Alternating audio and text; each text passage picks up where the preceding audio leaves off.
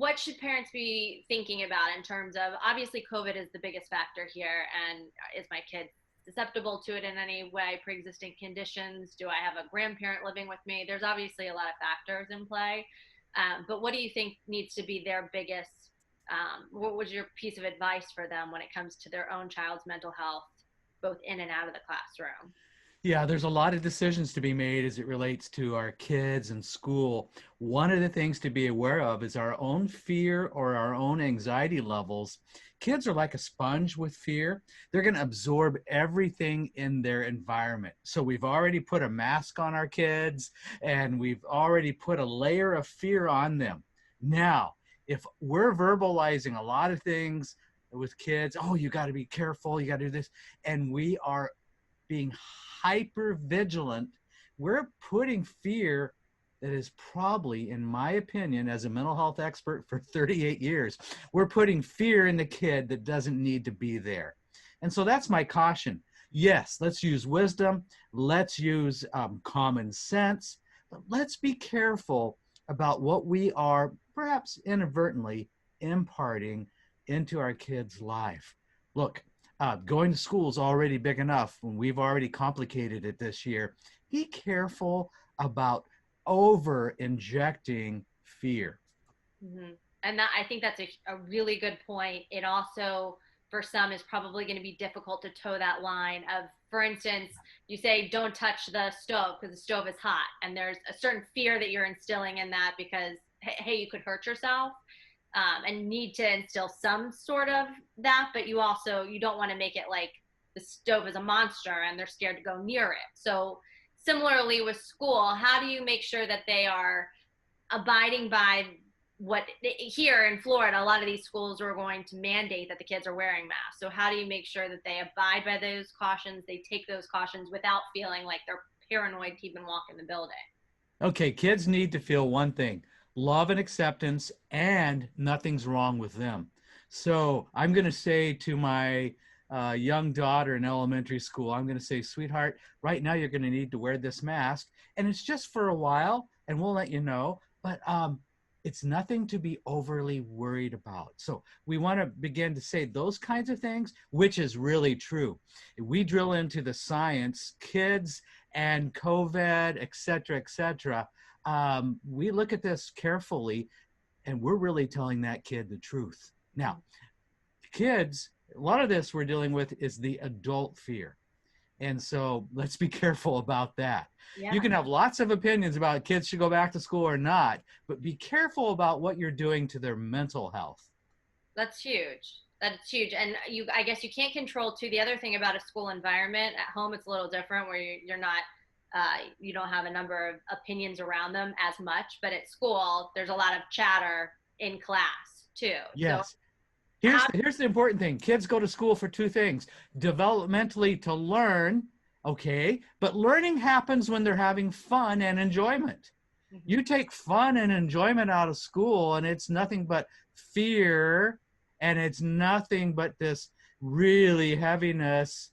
You're going to take away the joy of learning. Put the joy of learning back in. That's good. You and in saying this, a lot of this is going to be dependent upon the parent. And I think to be able to, in a healthy way, have a conversation with your kid, you've got to have a healthy perspective too, because your own fear is what's probably permeating them. So I guess it really does start from you too, and what you control. So what's your best advice for parents who maybe they are nervous about going back to work, or they're nervous about everything? How do they stop instilling that in their kids, the same level of nervousness? Well, I'm going to say be very careful about your word choices. The last words your kid needs to hear as they're walking up to that school, if they're if they're going in person. And by the way, let me tell you, I have kids and they're going in person.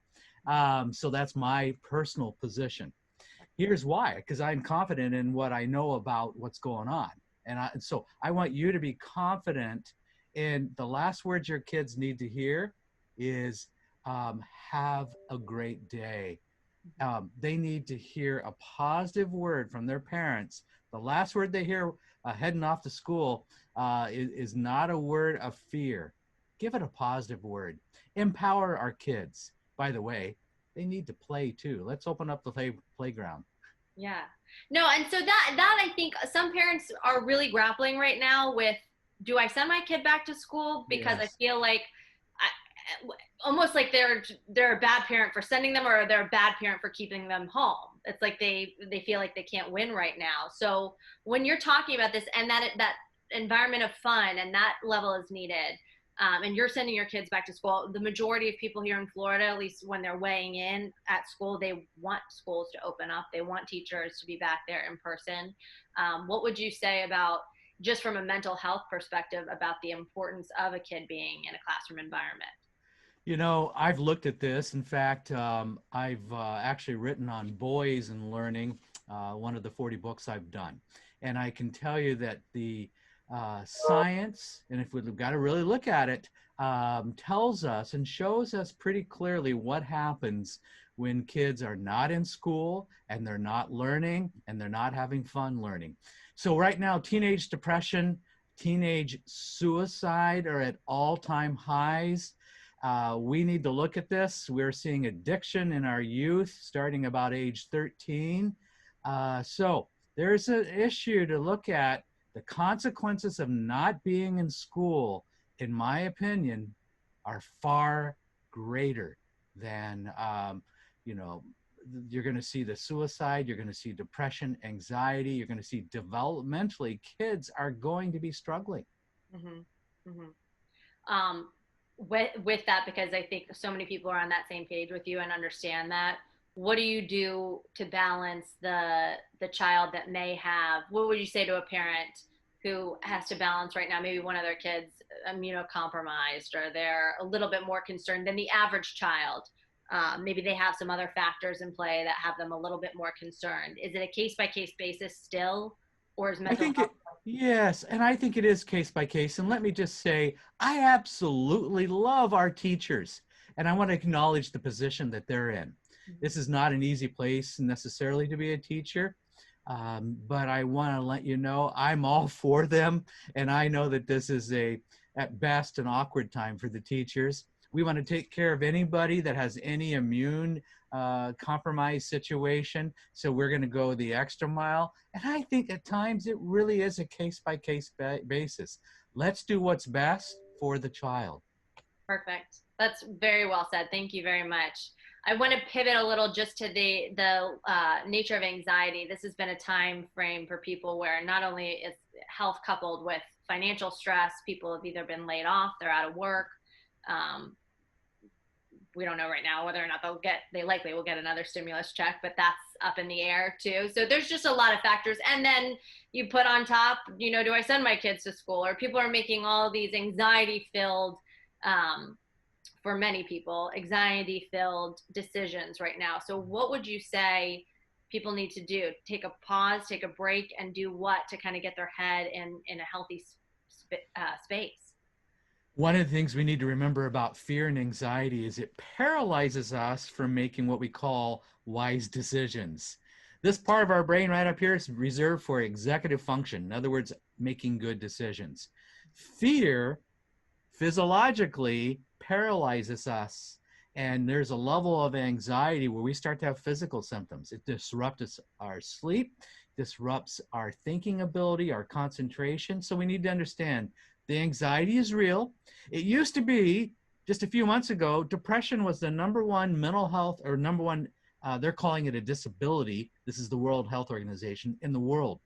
It's not depression anymore. It's anxiety. So this has penetrated across the world, this level of anxiety. Here's what we know. Anxiety not only will take your ability to make a good decision. Now, remember, we are in kind of a pandemic purgatory. Yeah. We don't like where we are, and Yeah. we don't know what the future looks like, and we don't want to go back to the past. We're kind of in this crazy limbo place. But be careful about making any decision out of fear. I think there's a time where we pause. I think there's a time where we go, okay, I'm not sure. I'm going to gather more information. But I want to also caution against digital overload. People who are going, here we go, from device to device, or notification to notification. they're saturating themselves with so much information, they can't make a decision. Mhm. And what do you say is the best way? Again, this is probably a case by case basis situation, but what's the best way to deal with that anxiety? Make sure that you're not making a decision right now based on anxiety, that you can kind of get into a healthy space to make big decisions, because Yeah, that doesn't one stop. I love what you said. I think that's totally true. It does feel like uh, pandemic purgatory for sure. So how do you press pause on that and make a rational choice that's not based out of fear?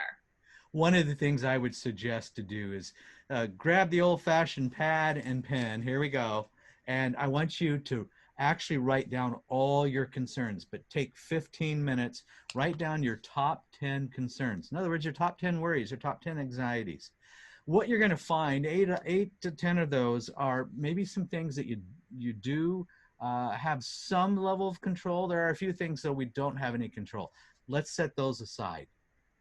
There's some things I need to gather more information on. You see, this whole thing of fear, it narrows our ability to allow new information in.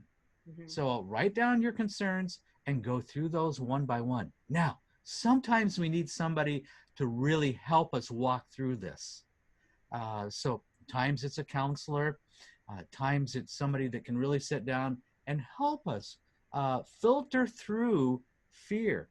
Fear requires us to filter through because it causes us to look through the world through the lenses of the world, and fear distorts reality.